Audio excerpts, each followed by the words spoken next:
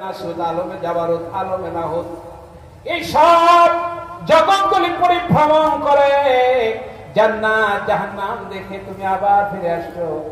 তোমার ওজুর পানি এখনো গড়ায় যায়, আবার নাকি বাইতুল মুকাদ্দাস যায়, ওটাও তুমি দেখছো। রাসূলুল্লাহ বলে, হ্যাঁ দেখছি। আবু জাহেল তাক করে বলে ফেলছে, যদি বাইতুল মুকাদ্দাস হযরত সাল্লাল্লাহু দাউদ নবীর স্মৃতি উনি প্রতিষ্ঠা করছিলেন, উনি কাজের পরিপূর্ণতা করছে। যদি তুমি বাইতুল মুকাদ্দাস যেই থাকো, তাইলে মোহাম্মদ বলো তো দেখি বাইতুল মুকাদ্দাস মসজিদের কয়টা জালনা আর কয়টা দরজা আছে? আচ্ছা, উনি ওখানে যাওয়ার সঙ্গে সঙ্গে কে যেন আজান দিচ্ছে, আজানের আওয়াজ কানে আসছে। রাসূলুল্লাহ বুখারীতে বলছে, ফাম মানি জিব্রাইল, জিব্রাইল ने मुझे इमाम बनाया। জিব্রাইল আমাদের সামনে ধাক্কা দিয়েছে, হুজুর এখানে 2 রাকাত নামাজের ইমামতি আপনার করা লাগবে। জিব্রাইল ने मुझे इमाम बनाया, আমার ধাক্কা সামনে দিল। আমি জিব্রাইলকে জিজ্ঞেস করি, জিব্রাইল পিছনে একই ড্রেস, একই চেহারা, নূরানি চেহারা, এতগুলি মুসল্লি আমার জিন্দেগিতে আমি দেখি না, এরা কারা? জিব্রাইল কয়, হুজুর গো আপনি আল্লাহর বাড়িতে যাচ্ছেন, আল্লাহর মেহমান হয়ে আপনি যাচ্ছেন। আল্লাহ পাক আপনার সম্মানে আদম থেকে নিয়ে ঈসা রূহুল্লাহ পর্যন্ত সমস্ত নবীগুলিকে এই জায়গায় পাঠিয়েছে আপনাকে রিসিভ করার জন্য।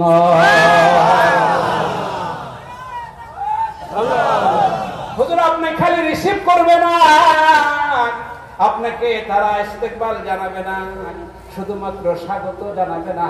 আজকে আপনি তাদের সামনে যাইয়া 2 রাকাত নামাজ পড়াবেন। আজকে থেকে সকল হয়ে যাবে মুসল্লি, আর আজকে থেকে আপনি হয়ে যাবেন ইমামুল মুরসালিন। ওখান থেকে উপরে গেছে, লৌহ কলম করছে, সব দেখে সাইরা সকালে আসছে। আচ্ছা করতে এখানে সব নবীরা উপস্থিত, জিবরাইল উপস্থিত, আল্লাহর বাড়িতে যাবে, গাড়ি বুড়াক রেডি। এখন কি জানলা দরজা গোনার সময় আসে? নাই। কথা কথা না, এটা পেশানি আসে না, আল্লাহর কাছে যাচ্ছে, এটা পেশানি আসে না।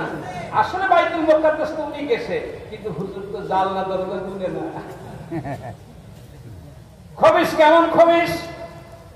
আবু জাহেল কয়, মুহাম্মদ যদি তোমার মেয়েরা সত্য হয়েই থাকে, তাইলে বাইতুল মুকাদ্দাসের জালনা দরজার সংখ্যা বলতে হবে। আল্লাহ রাসূল আল্লাহকে ডাক দিয়ে বলে, আল্লাহ বাইতুল মুকাদ্দাস তো আমি গেছি, নামাজ পড়ছি, ইমামত করছি,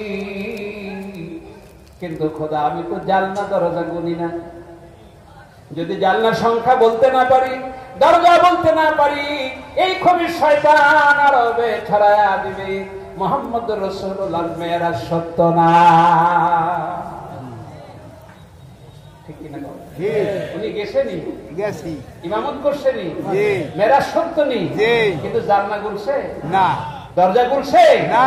বাবাজি মুসলিম শরীফ 2য় খণ্ড কিতাবুল ইসলাম খোলা দেখেন, লেখা আছে মুহূর্তের ভিতরে আল্লাহ পাক জিবরাইল সালামকে পাঠিয়ে দিলেন, জিবরাইল যাও আমার দোস্তকে সালাম দাও, যাইয়া বলো কোনো টেনশন করতে হবে না, আপনাকে কোনো চিন্তা করতে হবে না। ফিলিস্তিন জেরুজালেম থেকে বাইতুল মুকাদ্দাস মসজিদ উঠায়া আপনার চেহারার সামনে আমি ধরব। এক একটা দিক ঘোরালো। বাইতুল মুকাদ্দাস মসজিদের ব্যাখ্যা যখন আল্লাহ রাসূল আবু জাহেলকে শোনায় দিল, আবু জাহেল কয়, মুহাম্মদ জালনা দরজার সংখ্যা যা বলছো সব ঠিকই বলছো, কিন্তু তোমার মতো এত বড় জাদুকর আমি দেখি না। নাউযুবিল্লাহ। রাসূলুল্লাহ কি জাদুকর? না, জাদুকর না, আল্লাহ রাসূল কি জাদুকর? আমার বাবাজি, আমার দোস্তরা, আমার বন্ধুরা, আল্লাহ রাসূলকে আল্লাহ পাক 4500 মর্যাদা দান করেছে। কত মর্যাদা? কত কত কত? তার ভিতরে সবচেয়ে প্রথম যে মর্যাদা, সেটা এজাজুল কোরআন লিখছে যে একজন উম্মি নবী, যিনি দুনিয়ার কোন স্কুলে যান নাই, কোন উস্তাদের কাছে ছাত্র হন নাই, এমন একজন নবীর মুখ দিয়ে সারা পৃথিবীর সাহিত্য, ফাসাহাত, বালাগাত, সম্পৃক্ততা, সংযোজন, কাফিয়া, পুরুষকে লাজাব করে দিয়ে সমস্ত দুনিয়ার সাহিত্যকে পিছনে ফেলে দিয়ে কোরআনের মতো এত উচ্চাঙ্গ সাহিত্য একজন উম্মি নবীর মুখ দিয়ে বের হওয়া নবীর জীবনের সব থেকে বড় মুজিজা। কোরআন শরীফের তালাফফুজ, কোরআন শরীফের সেটিং, কোরআন শরীফের সম্পৃক্ততা, কোরআন শরীফের সংযোজনের সমকক্ষ পৃথিবীর কোন সাহিত্য হতে পারে না। ঠিক না? এটা ওনার রচনা করা, ওনার পক্ষ থেকে পাঠানো আসমানি কিতাব, এটা ওনার পক্ষ থেকে বানানো নয়।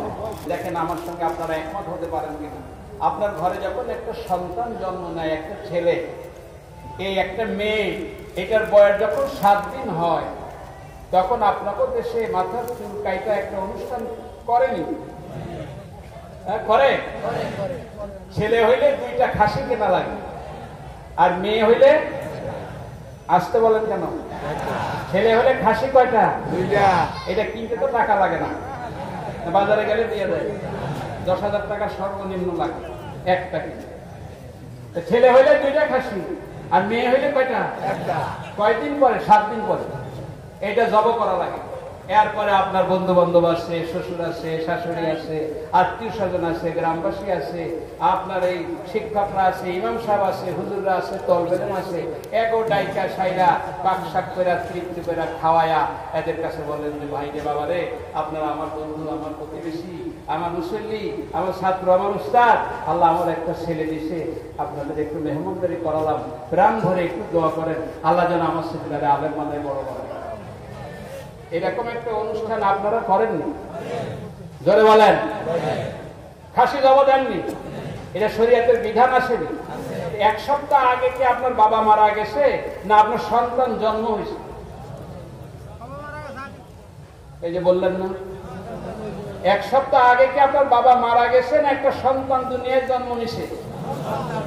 ছেলে হইলে কয়টা? মেয়ে হইলে কয়টা? 1 সপ্তাহ আগে আপনার সন্তানটা যদি জন্ম না নিত, তাইলে 7 দিন পরে খাসি জব করতেন নি? এই অনুষ্ঠানটা আকিকা অনুষ্ঠান, কি অনুষ্ঠান? জন্ম অনুষ্ঠান। কি ভুল হচ্ছে নাকি আমার? ভালো করে বুঝেন, ভুল হচ্ছে? এটা ফেকার কেতাবে আকিকা বলছে, কিন্তু অনুষ্ঠানটা তো জন্ম উপলক্ষে। আসতে বলেন কেন? আসতে বলেন কেন? আপনার যদি ছেলে জন্মাইতো, না জন্মাইতো, আপনি যদি খাসি কিনা আমার দাওয়াত দিয়ে খাওয়াইতেন? অনুষ্ঠানটা কি অনুষ্ঠান? জোরে বলেন, আর একটু জোরে বলেন। এইটা কইলে কয় যে আপনারা করেন, বাধা নেই, তা 12 তারিখেই করা লাগবে, আর কারণ নেই। কি কয় না? কয় না? কয় না? কয় না? আমি আগে জিজ্ঞাসা করছি, ভাই আপনি জোহরের নামাজ কয়টায় পড়েন? কয় 1টায়। 11:30, 12:30টায় কোনোদিন পড়ছেন? মানে কাজা হইলে করি। এরপরে 2:30টায় শুরু কোনো জায়গায় পড়ছেন? না। সব সময় কোন টাইমে হয়? তার 1:30টায় হয়। জোহরের নামাজের রক্ত প্রায় 3 ঘন্টা। 1:30টায় প্রতিদিন জোহরের নামাজ পড়া লাগবে। এই আইনটা করার ক্ষমতা আপনারা কে দেব? কথা বুঝেন না? জোহরের নামাজ কি 1:30টায় রক্ত হয়? কোন একটা 12:30টায় রক্ত হয়, আর ওই আসরের রক্ত শুরু হওয়ার আগ পর্যন্ত জোহরের রক্ত থাকে। আপনি নির্দিষ্ট টাইমে কিছু করবেন না, এটা করলে বেদাত হবে, হারাম হবে, নাজায়েজ হবে। তাহলে আজকে জোহরের নামাজ 2টায় পড়বেন, কালকে 2:45টায় পড়বেন, তারপর দিন 3:30টায় পড়বেন, এরপর দিন 3টায় পড়বেন, তাহলে বেদাত হবে না। 1:30টায় নামাজ পড়া লাগবে আপনারা কে বলছে? কেন আল্লাহ বলে নাকি? আল্লাহ বলছে জিবুরহারের পরের থেকে আসরের রক্ত শুরু হওয়ার আগ পর্যন্ত পড়তে বলছে আল্লাহ। 1:30টা তো আপনি বানাইছেন। বুঝেন না? বুঝেন না? দেখেন, বুঝেন নাকি? দেখেন একটু বুঝেন। 1:30টা আপনি বানাইছেন না আল্লাহ বানাইছেন? আল্লাহ বলছে দ্বিগুণহারের পর থেকে ছায়া আসলে দ্বিগুণ হওয়া পর্যন্ত, আসর রক্ত শুরু হওয়ার, এর ভিতরে আপনি যখন পড়েন, তা আপনি তো বেদাত করতেছেন। আপনি নির্দিষ্ট টাইমটা নির্ধারণ করলেন কেন? এরপর একটা ঘড়ি বানায়, ওখানে লেখা দিচ্ছেন, লাল কালির ভিতরে লেখা দিচ্ছেন 1:30টায় নামাজ হবে। এই ক্ষমতা আপনার এই বেদাত করার কে সাহস দিল? এটা বেদাত না? 1:30টায় নামাজ হবে, এটা বেদাত না? আজকে 2:30টায় হবে, কালকে 3:15টায় হবে, তার আগের দিন 1:15টায় হবে, তারপরের দিন 12:30টায় হবে। এটা হলো সুন্নতি নামাজ। 1:30টা করছি কেন? দেড়টায় করছি, মহল্লার সব লোক যখন জানবে একটায় আজান হবে আর দেড়টায় নামাজ হবে, তখন ওই লোকগুলির জামাতে আসতে সহজ হবে। একদিন যদি আড়াইটায় করি, একদিন যদি তিনটায় করি, আর একদিন যদি দেড়টায় করি, তাহলে মুসলিমরা জানবে না। অনেক মানুষ নামাজ তরক করবে, জামাত তরক করবে। কথা ঠিক? আর একটু জোরে কোন কথা ঠিক? এই নির্দিষ্ট তারিখে করা মানে এই দিনই করা লাগবে তা না। আজকে আমাদের এখানে প্রোগ্রাম আছে, কালকে শরীয়তপুর আছে, তারপরে দিন চাঁদপুর আছে, তারপর দিন কুমিল্লায় আছে, তারপরে সব মিলাদুন নবী। তাহলে কি আমরা একদিন করি? আমরা গতকালকেও করে আসছি পাথরঘাটা, তাহলে একদিন করি? সব দিনই আমরা। বেদান্ত আছে না, বেদান্ত তুমি বুঝোই না কারে বেদান্ত। বেদাত কাকে বলে এটা তুমি চিনোই না যে বেদাত কাকে বলে। এখন জন্ম উৎসব কোনটা না যায়, কোনটা হারাম? যেই জন্ম উৎসবে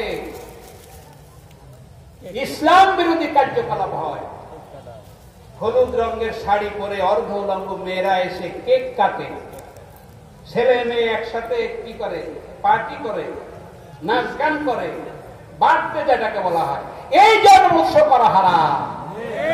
যেই জন্ম উৎসবে শরীয়ত বিরোধী কোনো কার্যকলাপ নাই, এইটা সুন্নাত, এটা হারাম না, বেদাত না। বলেন কথা ঠিক কিনা বলেন? আমরা এখানে হারাম কাজ কি করছি? একবার হয়তো মিলাদ পড়বো, এইটাই অর্থ বলতে পারেন। সূরা ফাতিহা পড়বে, আলহামদুলিল্লাহ সূরা পড়বে, দুরূদ শরীফ পড়বে, নবীকে সালাম দেবে, এটা বেদাত হয়ে গেল? আলহামদুলিল্লাহ সূরা পড়া বেদাত, সালাম দেওয়া বেদাত।